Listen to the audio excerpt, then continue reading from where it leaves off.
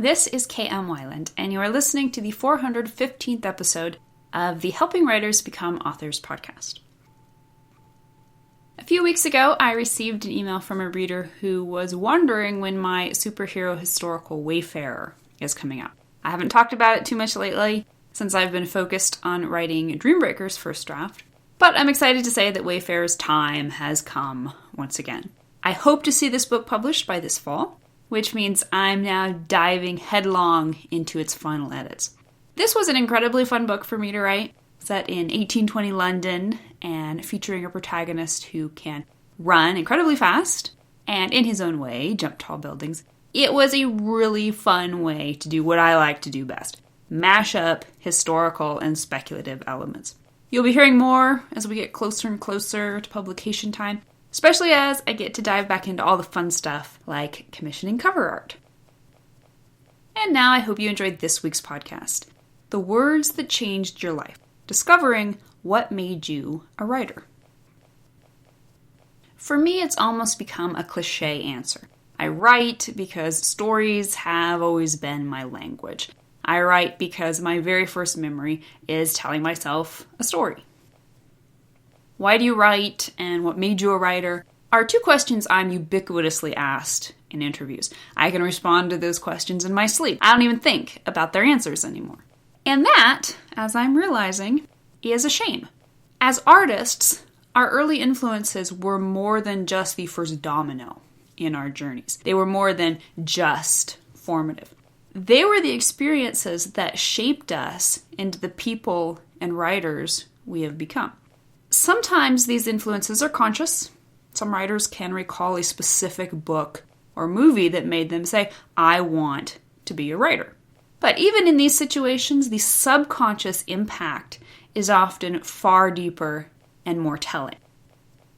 Last week I talked about how inspired I was by the essay anthology Light the Dark, writers on creativity, inspiration, and the artistic process. In it, dozens of authors shared what they felt were formative passages in their own early reading, and then expounded on why and how they felt these influences had shaped their artistic journeys. In the foreword, editor Joe Fassler explained, I ask working artists, many of them writers, to choose a favorite passage from literature, the lines that have hit them hardest over the course of a lifetime's reading. Each person looks closely at his or her selection, explains its personal impact, and makes a case for why it matters. Taken together, these pieces offer a rare glimpse into the creative mind at work, how artists learn to think, how they find inspiration, and how they get things done. Needless to say, I recommend the book. In addition to inspiring last week's episode about the 4 reasons we write, it has also prompted me to take a closer look at my own early influences, and to try my hand at choosing and examining a formative passage of my own. While reading through all the essays in Light the Dark, the gathered authors make it look so easy to find your influences. Most of them seem to know immediately which passage had most impacted them, as if they carried it around in the warm space under their hearts, and were overjoyed to carefully pull it out and share it. During the evenings when I read this book, I often found myself sitting back in puzzlement. What were my early influences? I read Little Women, Anne of Green Gables, The Black Stallion, Trixie Belden, Little House on the Prairie, Smokey the Cowhorse, and lots of terrible Star Wars novels. Were those my influences? If so, then how cliche? Or was the formative influence really something I'd read a little later, when my tastes had started to mature? Was it perhaps a favorite author such as Patrick O'Brian? Or how about the bazillion classic authors I've read and loved? Jane Austen, Charlotte Bronte, Charles Dickens, Joseph Conrad? Or was that just brown nosing? Maybe, as a product of my generation, I was actually more influenced by movies than books. After all, when I made up stories in my childhood, I would call them my movies. Maybe it was one of the mini westerns I all but memorized. Everything from The Magnificent Seven, to True Grit, to Red River, to She Wore a Yellow Ribbon and The Man Who Shot Liberty Valance. Or maybe it was Star Wars after all. I vividly remember the trash compactor scene from my first viewing when I was 10 or 11. Maybe it was Robin Hood, or Indiana Jones, or The Great Escape.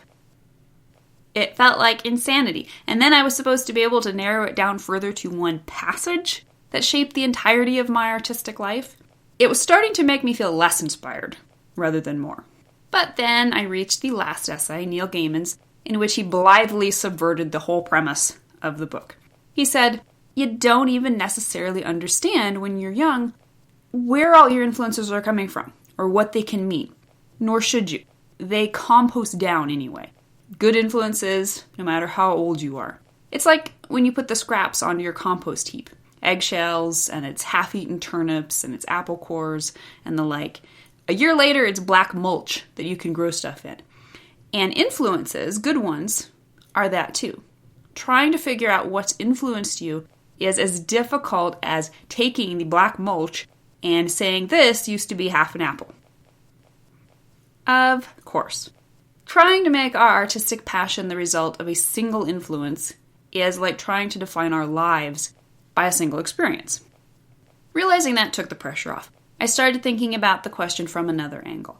Instead of trying to identify the one single story that started me on my journey, I started thinking about what it is that defines me as a storyteller. What stories am I inevitably telling? And where did they come from? Why am I telling these stories? So here's what I came up with. If I have to choose one passage to encapsulate my creativity, inspiration, and artistic process, this is what it has to be. "Oh, my best brother that I ever had," cried Wallace in a sudden transport, and kissing his pale forehead. "My sincerest friend in my greatest need. In thee was truth, manhood, and nobleness. In thee was all man's fidelity, with woman's tenderness. My friend, my brother, oh, would to God I had died for thee." Jane Porter, from the Scottish Chiefs. When I was maybe 6 or 7, my dad brought home this big old copy of what some people consider to be the prototype for the historical novel. Jane Porter's lushly romantic and highly imaginative ode to the roles of William Wallace and Robert the Bruce in the Scottish War for Independence.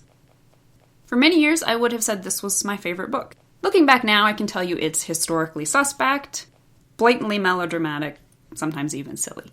But even though I haven't read it in years, thinking about this book still stirs me, especially the death scene quoted in that passage. I remember absolutely bawling over this scene, which was something I never did, even as a child. In reading Histories of Scotland a few years ago, I was surprised by how vividly it all came back to me. When I think of this war and envision the people who took part in it, the images I still see are those vivid iterations inspired by N.C. Wyeth's gorgeous illustrations and Jane Porter's words. Today, when I decided to pull the book off my shelf to reread this dimly remembered passage I had chosen, I surprised even myself. In some ways, my choice of this book was random, and my choice of this particular passage even more random. In reading it once again, I was blown away to see so much of myself there in those words.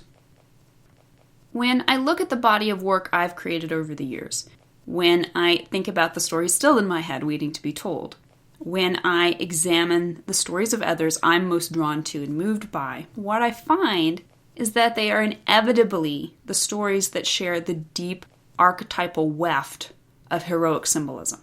They are stories about brotherhood. They are stories about sacrifice. They are stories about laying down your life for your friends and your cause. They are stories about haunted, scarred, loner leaders. They are stories about extraordinarily gifted people and the inevitability that from those who have much, much will be asked. They are stories about the redeeming worth of relationships. I mean, that's it. And it's all right there in that one single passage from one of the earliest stories I can remember. Even though I went looking for my early influences, I honestly did not see that coming. It's completely cool, and honestly a little overwhelming. It helps me bring into alignment all of the other mini influences that have marked the roadside of my artistic journey. It all makes a little more sense now. The definitive archetypalism in Star Wars, the loner heroes of John Ford's idealistic westerns, the thematic depth of Robin Hood's adventures. Disparate as they are all part of an arrow straight line pointing me to every story I've ever written, or I think will ever write. If you listen to this podcast with any regularity, then you probably know I'm all about the subtext. I'm all about chasing down the hidden, often subconscious meanings in stories, and also in life. No surprise, then, that I believe an exploration of your own formative influences is a vastly worthwhile venture. Certainly my own experience with this little exercise has not only been just fun, but enlightening. It's provided me with much food for thought in moving forward with a better understanding of why I'm drawn to write the kind of stories I write. But here's another thing it's made me realize. Our stories, yours and mine, have the potential to similarly impact other young readers. In his essay in Light the Dark, Jim Crace wrote, "We should never underestimate what it is that will turn a young person into someone who wants to love literature, or the young person who wants to make music, or the young person who is attracted to lyric.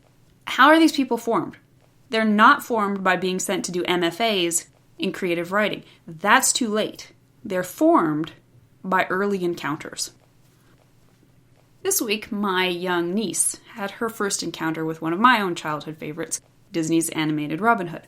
When the film reached the part where Robin Hood apparently drowns, she started weeping and kept on until her mom hurried in to fast forward to where it's revealed that Robin survives. You think that's just a story? Whether she remembers it or not, she just had a formative experience. Will she write about Robin Hood someday? Will she shape her life around stories of self-sacrifice? Or I don't know, maybe just be scared to ever go swimming? Who knows? But she was shaped, just as our readers can't help but be shaped whenever they encounter our stories. Today I find myself challenged and inspired to carry on the torch. The authors who inspired us gave to each of us a spark. Every time we dig deep and share honestly, every time we put in the due diligence to write with all the clarity and passion we can muster, we are using those sparks to build another fire. We have no idea who will see its light and maybe wander over to sit for a while.